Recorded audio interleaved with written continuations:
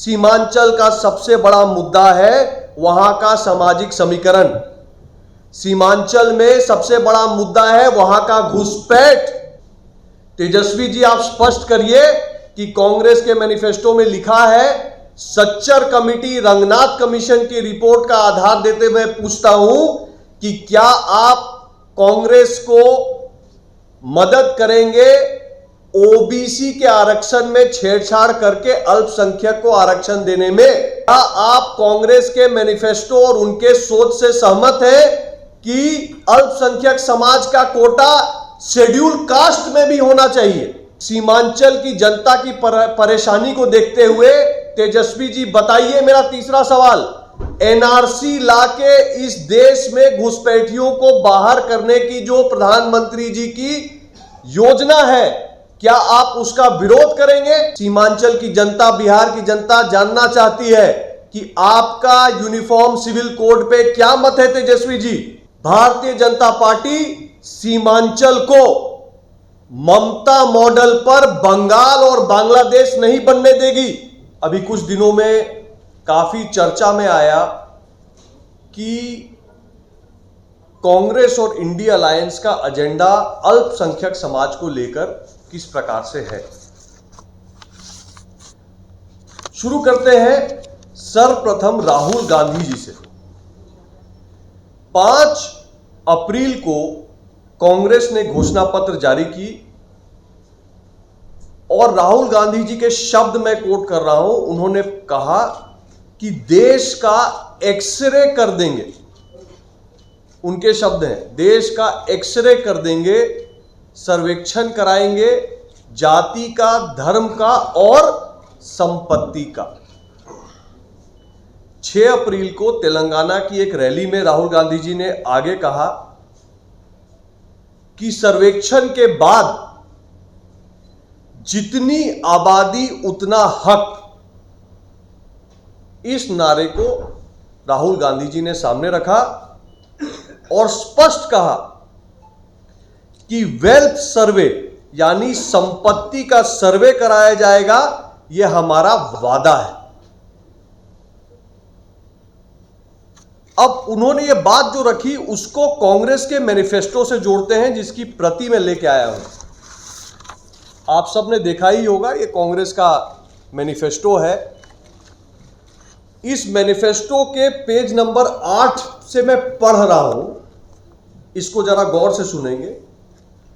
कांग्रेस अपने मैनिफेस्टो में साफ कहती है, अल्पसंख्यक सशक्तिकरण आवश्यक है। कांग्रेस यह सुनिश्चित करेगी कि अल्पसंख्यक को शिक्षा में, सरकारी नौकरी में और पीएसयू में उचित अवसर प्रदान हो। यह कांग्रेस का मैनिफेस्टो कहता है। अब आगे बढ़िए।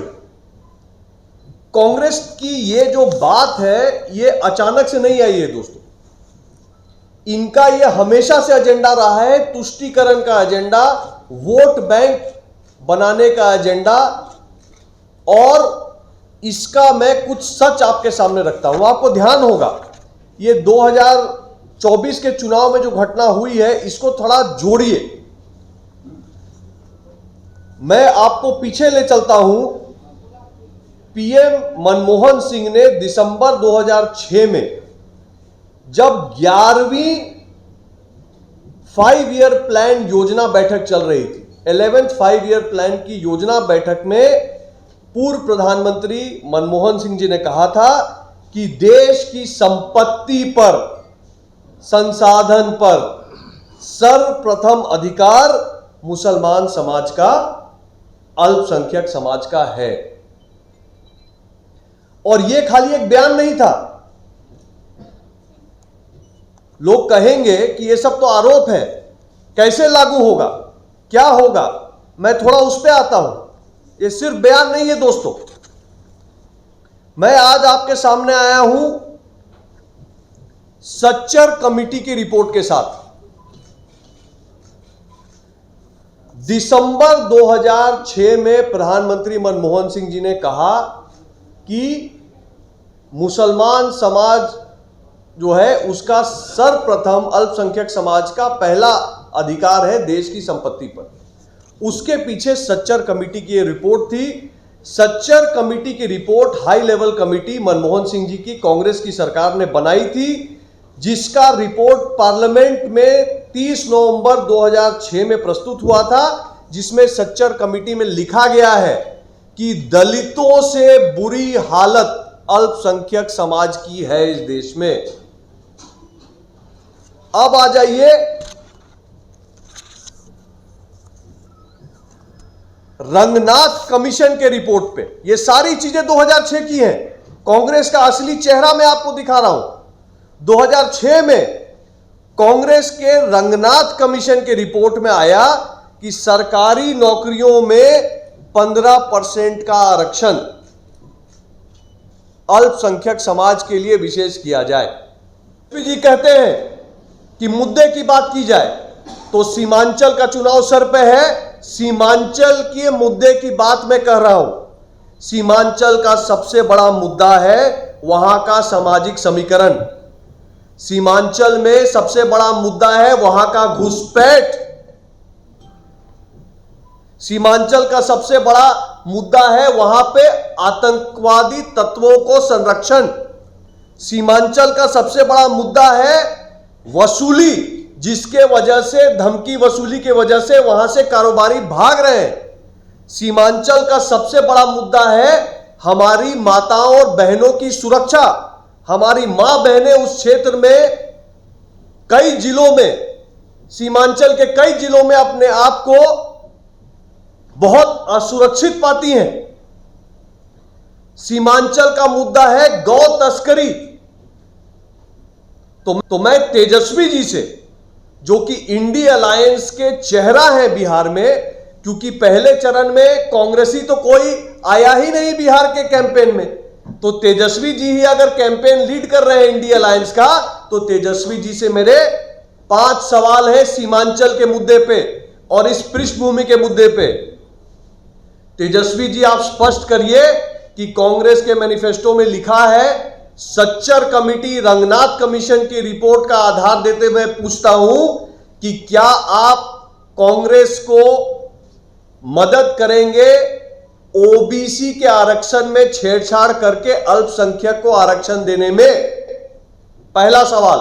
दूसरा, क्या आप कांग्रेस के मैनिफेस्टो और उनके सोच से सहमत हैं कि अल्पसंख्यक समाज का कोटा शेड्यूल कास्ट में भी होना चाहिए? सीमांचल की जनता की परेशानी को देखते हुए तेजस्वी जी बताइए, मेरा तीसरा सवाल, एनआरसी लाके इस देश में घुसपैठियों को बाहर करने की जो प्रधानमंत्री जी की योजना है, क्या आप उसका विरोध करेंगे?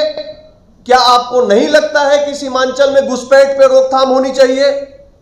आप बताइए तेजस्वी जी कि इस देश में प्रधानमंत्री मोदी के तीसरे बार पीएम बनने के बाद यूनिफॉर्म सिविल कोड, यानी सर्व नागरिक को समान अधिकार लाने की बात हो रही है।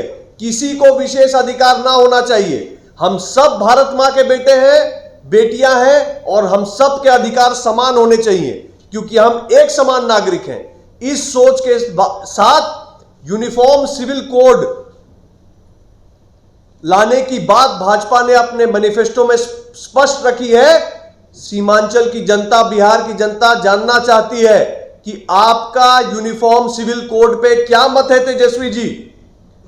और सबसे बड़ी बात कि अगर कांग्रेस कह रही है कि देश की संपत्ति पर सबसे पहला अधिकार देश के अल्पसंख्यक समाज का है, अगर राहुल गांधी जी कह रहे हैं कि देश में हम एक्सरे कर देंगे, संपत्ति का सर्वे करा देंगे, जिसका जितना संख्या उसको उतना अधिकार देंगे, तो क्या तेजस्वी जी आप आज सीमांचल में भ्रमण में है, आप वहां की जनता को मन से बताइए, क्या वहां पे बहुसंख्यक समाज को चिंतित होना चाहिए कि उनका संपत्ति लेकर अल्पसंख्यक को बांटने में आप कांग्रेस के साथ खड़े होइएगा?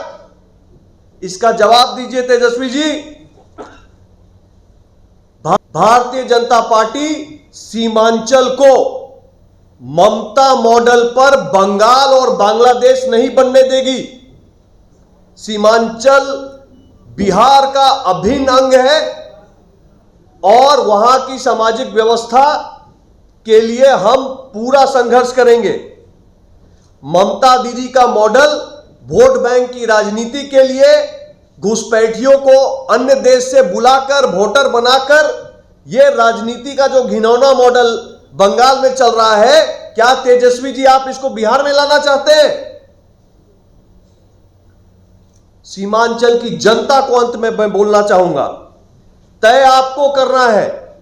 जब आप मतदान देने जाएं तो तय सीमांचल की जनता को करना है कि सीमांचल मोदी जी के साथ चलकर एनआरसी लाकर, आतंकवाद पे अंकुश लगाकर, यूनिफॉर्म सिविल कोड लाकर क्या सीमांचल बचेगा या इंडी अलायंस कांग्रेस आरजेडी के साथ, ओवैसी जी के साथ सीमांचल अब पाक बनेगा। पाक मतलब पी पूर्णिया, ए अररिया, के कटिहार और के किशनगंज। तो सीमांचल बचेगा कि पाक बनेगा, यह सीमांचल की जनता अपने मताधिकार का प्रयोग करके देश को। YouTube पर सब्सक्राइब और Facebook पर लाइक जरूर करें।